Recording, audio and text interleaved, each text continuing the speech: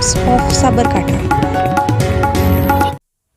સ્થાનિક સ્વરાજ્યની યોજાયેલ ચૂંટણીના આજે પરિણામ જાહેર થતાં ખેડબ્રહ્મા તાલુકા પંચાયતમાં ફરી એકવાર ભારતીય જનતા પાર્ટીએ 12 બેઠકો સાથે સત્તા કબજે કરી હતી। ખેડબ્રહ્મા તાલુકામાં સમાવિષ્ટ જિલ્લા પંચાયતની 4 બેઠકો પૈકી 3 ભાજપ અને 1 આમ આદમી પાર્ટીએ મેળવી હતી, જ્યારે ખેડબ્રહ્મા તાલુકા પંચાયતની 20 બેઠકો પૈકી 12 બેઠકો પર ભાજપ, 4 પર કોંગ્રેસ અને 4 પર આમ આદમી પાર્ટી વિજેતા બની હતી। આમ ભારતીય જનતા પાર્ટીએ ખેડબ્રહ્મા તાલુકામાં ફરી એકવાર ભગવો લહેરાયો હતો। ખેડબ્રહ્મા તાલુકા ભાજપ પ્રમુખ હિતેશ પટેલે મતદારો, ઉમેદવારો અને કાર્યકરોનો આભાર માન્યો હતો।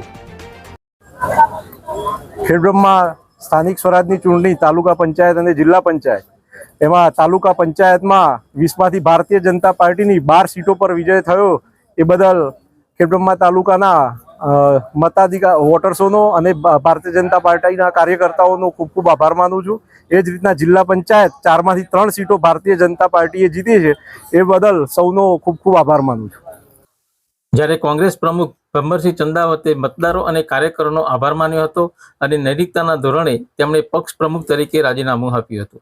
અંદર અમારી આ જે ઉજળિયાત વિસ્તાર કહેવાય એમાં બધી જ અનામત સીટો આવી હતી અને એની વ્યૂહરચના પણ મને લડવાનો પ્રયત્ન કર્યો હતો, પરંતુ અમે પરિણામ સુધી પહોંચી શક્યા નથી।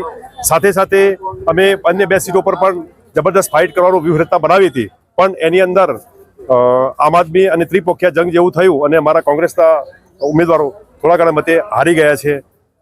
બીજું કે આ તબક્કે હું નૈતિક જવાબદારી સ્વીકારું છું કે કોંગ્રેસમાં અમે ક્યાંક ને ક્યાંક ઉણા ઉતર્યા છીએ, જે અમારી ઉણપ આવનારા સમયમાં દૂર કરીશું અને જનતાની સેવા કરવાનો અમે કચાશ રાખીએ નહીં અને પુનઃ સર્વે જનતાનો, ખેડબ્રહ્મા તાલુકાની સર્વે જનતાનો આભાર માનીએ છીએ। શું તમે આ તબક્કે રાજીનામું આપવા માંગો છો? બિલકુલ, આ તબક્કે હું નૈતિક જવાબદારી સ્વીકારી અને મારું રાજીનામું આપવું જાહેર કરું છું। Bureau report, times of Sabarkantha.